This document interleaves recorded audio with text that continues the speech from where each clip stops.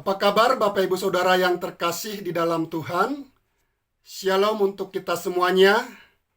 Saya percaya Bapak Ibu Saudara malam ini diberkati oleh Tuhan dan bersama dengan keluarga bersukacita memasyurkan nama Tuhan, bersama dengan keluarga bersukacita memuji Tuhan dalam ibadah kebaktian keluarga. Dan Tuhan senang, Tuhan bersukacita, Tuhan bahagia apabila anak-anaknya tetap setia datang membawa keluarganya, meninggikan, memasyurkan namanya. Pandemi boleh tetap belum berlalu, tetapi tidak menghalangi kita untuk bersama membawa keluarga kita memuji, memasyurkan nama Tuhan. Mari saudaraku yang terkasih di dalam Tuhan Yesus Kristus, kita akan merenungkan kebenaran firman Tuhan. Mari kita berdoa. Bapa di dalam surga, Bapa yang kami sembah, Bapa yang kami muliakan, kami bersama dengan keluarga kami Tuhan, malam hari ini kami bersukacita, karena Tuhan masih memberikan kepada kami waktu. Tuhan masih memberikan kepada kami kesempatan untuk bersama-sama bersehati memuji, memuliakan, memasyurkan nama Tuhan. Kami bersyukur ya Tuhan, pandemi ini tidak menghalangi kami untuk datang, untuk menyembah Engkau, untuk meninggikan nama Tuhan, untuk merenungkan kebenaran firman Tuhan. Dan inilah kerinduan hati Tuhan di dalam kehidupan kami. Kami boleh tetap setia dalam ibadah kami. Kami boleh tetap setia di dalam persekutuan kami. Kami boleh tetap setia di dalam kebaktian keluarga kami. Menunjukkan bahwa kami sungguh mengasihi Tuhan. Menunjukkan bahwa kami sungguh anak-anak Tuhan yang sejati. Bapa, malam hari ini, berbicaralah kepada kami melalui firman-Mu. Biarlah Tuhan, kami boleh semakin mengerti. Biarlah Tuhan, kami boleh semakin tahu apa yang menjadi hati Tuhan, kerinduan Tuhan di dalam kehidupan kami. Terima kasih Bapa, dalam nama Yesus Kristus, kami sudah berdoa dan mengucap syukur. Haleluya. Amin. Mari saudaraku yang terkasih, kita membuka Alkitab kita. Mari kita mengambil Alkitab kita, boleh dari HP. Kita membuka dari Roma pasal 11 ayat yang ke-36. Roma pasal 11 ayat yang ke-36 kita membaca bersama-sama. Saya akan membaca di pastori, Bapak Ibu Saudara boleh mengikuti di rumah. Roma pasal 11 ayat yang ke-36, demikianlah firman Tuhan. Sebab segala sesuatu adalah dari Dia, dan oleh Dia, dan kepada Dia. Bagi Dialah kemuliaan sampai selama-lamanya. Sebab segala sesuatu adalah dari Dia, dan oleh Dia, dan kepada Dia. Bagi Dialah kemuliaan sampai selama-lamanya. Semua yang kupunya adalah milik Tuhan. Amin. Bapak Ibu Saudara yang terkasih, percayakah Bapak Ibu Saudara bahwa alam semesta ini beserta segala sesuatu yang ada di dalamnya Tuhan yang menciptakan? Jikalau saya, Bapak Ibu Saudara setuju, percaya, maka percayakah juga Bapak Ibu Saudara, setujukah kita bahwa segala sesuatu yang ada di alam semesta ini, termasuk yang saudara miliki saat ini, termasuk apa yang ada pada kita saat ini, segala sesuatu yang kita terima saat ini, sesungguhnya itu adalah milik Tuhan. Amin. Segala sesuatu yang ada pada kita itu adalah milik Tuhan. Oleh karena itu, Bapak Ibu Saudara yang terkasih di dalam Tuhan Yesus Kristus, malam hari ini kita akan belajar kebenaran bahwa kalau Tuhan adalah pemilik dari segala sesuatu yang ada pada saya, dari segala sesuatu yang ada pada saudara, maka saya dan Bapak Ibu Saudara sebenarnya adalah pengelola. Kita adalah orang yang dipercayakan oleh Tuhan untuk mengelola. Saya dan Bapak Ibu Saudara bukan pemiliknya, melainkan Tuhan adalah pemiliknya. Kita adalah pengelolanya, mengelola apa yang Tuhan berikan, mengelola apa yang Tuhan sediakan untuk kita terima. Dan jika kita hanya sebagai pengelola, semestinya Bapak Ibu Saudara, kita mengelolanya seperti yang Tuhan perintahkan. Kita mengelolanya sebagaimana yang Tuhan kehendaki, seperti yang Tuhan mau. Tetapi sayangnya Bapak Ibu, banyak orang Kristen yang menganggap bahwa apa yang ada padanya, banyak orang Kristen yang memandang bahwa apa yang ada padanya itu adalah miliknya. Itu adalah kepunyaannya. Padahal sesungguhnya semuanya itu adalah milik Tuhan. Milik kepunyaan Tuhan yang Dia percayakan untuk saya dan saudara kelola bagi kemuliaan nama Tuhan. Dia berikan segala sesuatu yang ada pada saya dan Bapak Ibu Saudara saat ini. Dia percayakan itu untuk kita kelola bagi kepentingan Tuhan, untuk mendatangkan kemuliaan bagi nama Tuhan, bagi kesukaan Tuhan.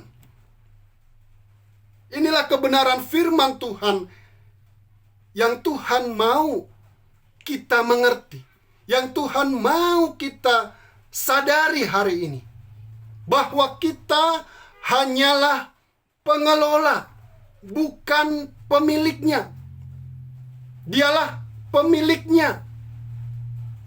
Dan malam hari ini firman Tuhan mengingatkan kepada saya dan Bapak Ibu Saudara agar jangan sampai kita mengelolanya hanya untuk kepentingan diri kita sendiri. Jangan sampai saya dan Bapak Ibu Saudara mengelolanya hanya untuk memuaskan diri kita sendiri.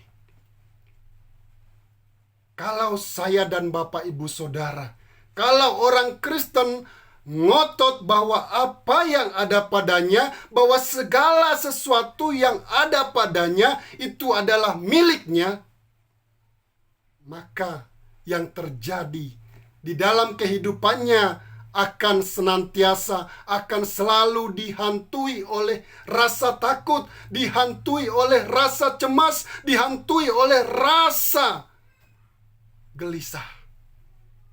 Takut kehilangan, takut apa yang ia punya berkurang, takut diminta, takut berbagi, takut tersaingi, dan lain sebagainya. Hidupnya tidak akan pernah tenang, Bapak Ibu Saudara. Ia akan gelisah. Dan banyak orang yang stroke karena kehilangan harta bendanya. Banyak orang yang kemudian meninggal karena harta bendanya. Karena usahanya bangkrut, dia malah jadi sakit. Karena usahanya bangkrut, dia malah jadi meninggal. Dia lebih mencintai apa yang ada padanya, karena dia memandang bahwa itu semuanya adalah miliknya. Itu yang akan terjadi. Dan malam ini kita diingatkan kembali oleh firman Tuhan. Kalau kita hanya menggunakan apa yang Tuhan berikan, apa yang Tuhan percayakan untuk kepentingan diri kita sendiri, untuk memuaskan nafsu kita, untuk memuaskan kepentingan diri kita sendiri, maka sebenarnya kita sedang menyalahgunakan kepercayaan yang Tuhan berikan. Kita tidak bisa menjaga kepercayaan yang Tuhan berikan, kepercayaan dari Tuhan. Kita gagal menjadi orang yang dipercayai oleh Tuhan. Mungkin bagi sebagian orang itu sesuatu yang sepele, Bapak Ibu Saudara. Tetapi sesungguhnya Bapak Ibu Saudara, di dalam kebenaran firman Tuhan malam hari ini, menjadi orang yang dipercayai oleh Tuhan, menjadi orang yang dapat dipercayai oleh Tuhan, menjadi orang yang dapat diandalkan oleh Tuhan, orang yang dapat bertanggung jawab, mengelola dengan baik apa yang Tuhan sudah berikan, sehingga dia dipercayai oleh Tuhan, itu jauh lebih berharga dari segala sesuatu yang kita miliki di dunia ini. Karena segala sesuatu yang ada di dunia ini sifatnya sementara, tidak kekal, fana. Sementara ketika kita menjadi orang yang dapat dipercayai oleh Tuhan, menjadi orang yang dapat diandalkan, orang kepercayaan Tuhan, itu berharga nilainya. Dan Tuhan akan memberikan upah sesuai dengan perbuatan kita. Apa yang kita lakukan untuk kemuliaan nama Tuhan. Bapak Ibu Saudara yang terkasih di dalam Tuhan Yesus Kristus, banyak orang Kristen mengeluh. Mengapa berkatnya? Wow, sementara berkat saya begini-begini saja. Banyak orang Kristen yang marah. Mengapa tiba-tiba apa yang ia miliki karena dia merasa memiliki, hilang lenyap. Usahanya bangkrut dan lain sebagainya. Banyak orang yang marah kepada Tuhan. Mengapa semua yang ada pada saya, uang saya, harta saya, pekerjaan saya, jabatan saya, Tuhan ambil. Bapak Ibu Saudara masih ingat tentang perumpamaan talenta? Apa yang terjadi kepada orang yang tidak mengelola dengan baik, yang menyimpan talenta yang Tuhan berikan? Tuhan ambil talenta itu dan dia berikan kepada orang yang mengelolanya dengan baik. Yang empunya, yang diberikan kepercayaan mengelola 5 talenta. Saudaraku yang terkasih, semua yang ada pada kita itu adalah talenta dari Tuhan.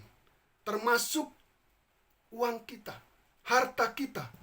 Segala sesuatu yang ada pada kita itu adalah talenta yang Tuhan percayakan untuk kita kelola bagi kemuliaan nama Tuhan, bagi kepentingan Tuhan, bagi pekerjaan Tuhan.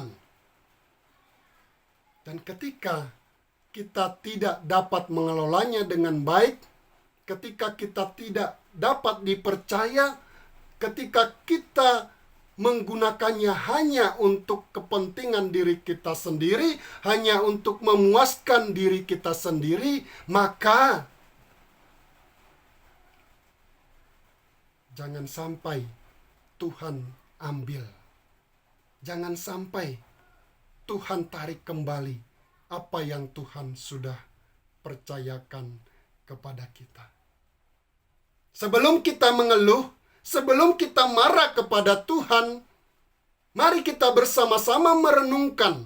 Mari kita bersama-sama mengevaluasi. Mari kita bersama-sama mengoreksi diri kita. Sudahkah selama ini kita mengelolanya bagi kemuliaan nama Tuhan? Sudahkah selama ini kita mengelolanya demi kepentingan Tuhan? Mengelolanya untuk mendatangkan hormat dan kemuliaan bagi nama Tuhan? Sudahkah saya dan saudara menjadi orang yang dapat dipercaya Tuhan dan menjaga kepercayaan yang Tuhan berikan. Jikalau belum, jangan mengeluh Bapak Ibu Saudara. Jangan marah kepada Tuhan. Ingat bahwa segala sesuatu yang ada pada kita itu milik Tuhan. Kapan saja Tuhan panggil, kapan saja Tuhan ambil, itu otoritas Tuhan. Itu haknya Tuhan. Itu Tuhan yang berkuasa.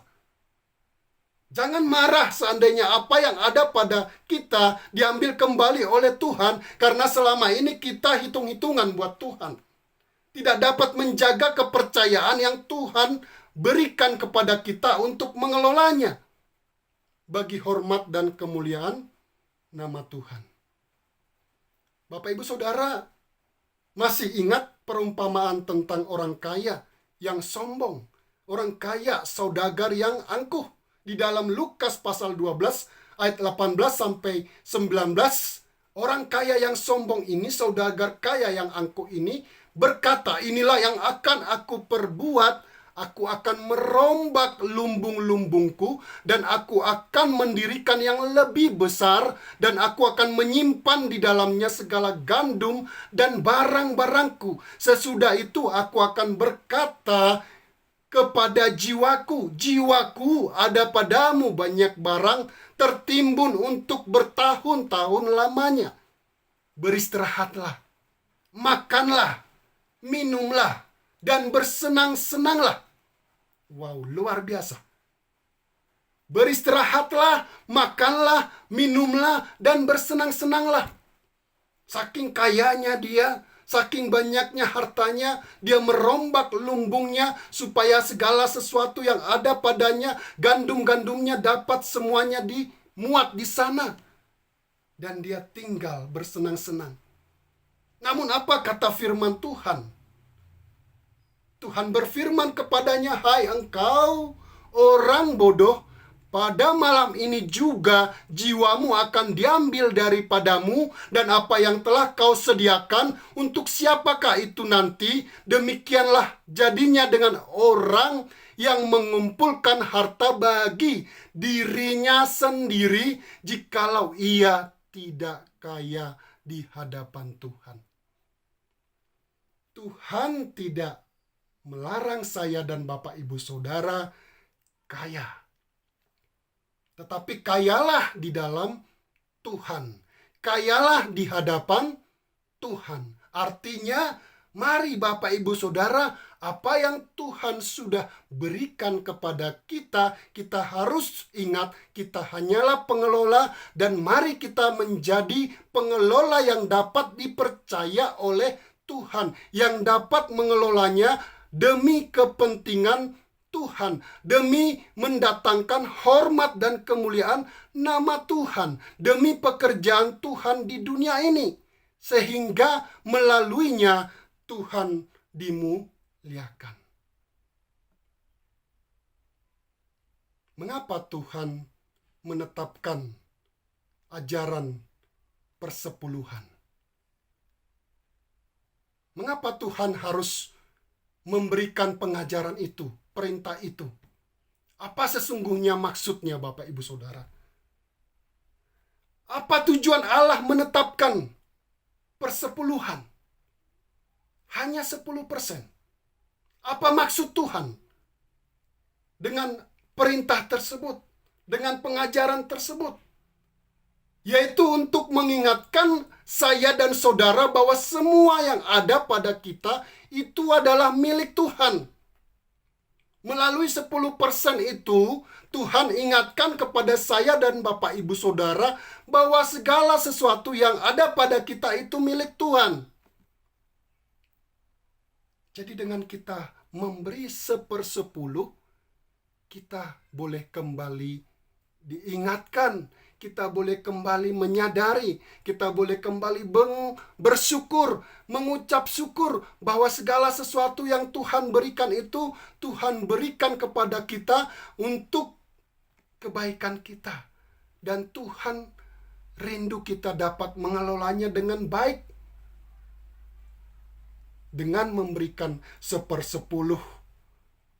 Melihat apakah saya dan Bapak Ibu Saudara, Tuhan ingin melihat, Tuhan ingin mengetahui apakah saya dan Bapak Ibu Saudara dapat dipercaya. Apakah saya dan Bapak Ibu Saudara dapat menjaga kepercayaan dari Tuhan. Jika memberi 10% saja kita tidak mau, bagaimana saya dan Bapak Ibu Saudara dapat dipercaya oleh Tuhan? Kalau 10% saja kita tidak mau memberikan kepada Tuhan, bagaimana kita dapat mengelola apa yang Tuhan percayakan, apa yang Tuhan sudah berikan? Bagaimana kita dapat menjadi orang yang dapat dipercaya oleh Tuhan? Mungkin kita selama ini, atau mungkin orang Kristen di luar sana berpikir demikian. Saya tidak memberi perpuluhan pun berkatku lancar-lancar saja, pekerjaanku aman-aman saja, dan seterusnya. Semuanya bisa saja tetap lancar-lancar. Semuanya bisa saja tetap aman-aman saja.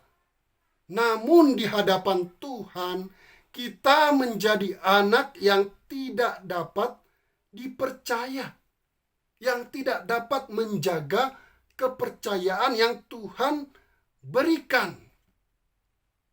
Inilah kebenaran yang perlu kita sadari di dalam kehidupan kita. Oleh karena itu, Bapak Ibu Saudara yang terkasih di dalam Tuhan Yesus Kristus, mari melalui kebenaran firman Tuhan malam ini, kita boleh diingatkan kembali betapa sukacitanya jikalau saya dan Bapak Ibu Saudara dapat menjadi orang-orang yang dipercaya oleh Tuhan, dapat menjaga kepercayaan yang Tuhan berikan kepada kita. Oleh karena itu, berikanlah apa yang seharusnya kita berikan kepada Tuhan, sebab semua yang ada pada kita adalah milik Tuhan.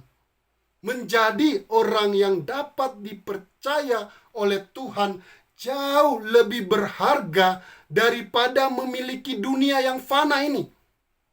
Daripada hanya memiliki segala sesuatu yang ada di dunia ini yang sifatnya fana, yang sifatnya sementara, yang pada akhirnya nanti kita akan tinggalkan.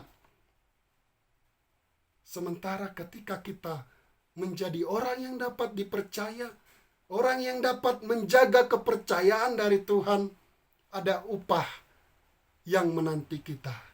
Ada upah yang tersedia bagi saya dan Bapak Ibu Saudara di dalam kerajaannya.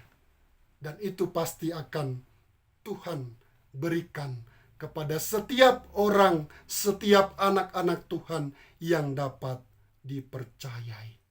Jangan menahan apa yang seharusnya kita berikan kepada Tuhan, apa yang akan terjadi jikalau Tuhan juga melakukan hal yang serupa.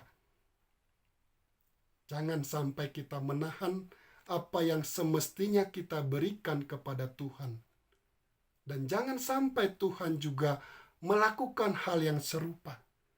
Menahan apa yang seharusnya Tuhan berikan kepada saya dan saudara. Mari Bapak Ibu Saudara, jangan cemas, jangan khawatir, jangan takut. Tuhan pasti memperhitungkan setiap pemberian kita kepadanya. Bagaimana saya dapat memulainya? Ya mulai saja.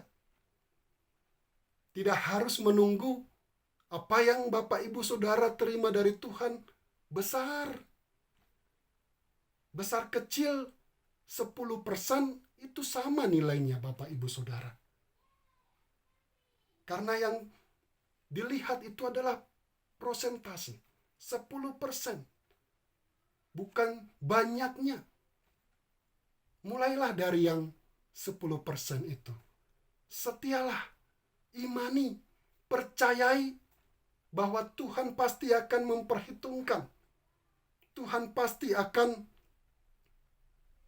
menolong kehidupan saudara. Tuhan pasti akan menghargai komitmen kita. Dan yakinlah, percayalah, saudara akan mengalami hal-hal yang sangat membuat saudara nantinya akan kagum, takjub, terheran-heran. Dimulai dari kesetiaan yang kecil. Tuhan nyatakan perkara-perkara yang besar. Mari kita berdoa. Ajar kami Bapa untuk dapat melakukan. Ajar kami Tuhan untuk menerima firman dengan hati yang terbuka. Dan mampukan kami untuk melakukan. Supaya kami dapat melihat apa yang Tuhan akan perbuat melalui kesetiaan kami. Terima kasih Bapa di dalam surga. Kami percaya Engkau akan selalu mengingatkan kami akan apa yang menjadi kehendak Tuhan. Sehingga kami boleh semakin bertumbuh. Sehingga kami boleh semakin dewasa di dalam iman. Semakin dewasa rohani dan menyerupai Kristus. Hanya dalam nama Yesus kami sudah berdoa. Amin. Shalom, selamat malam, Tuhan memberkati kita.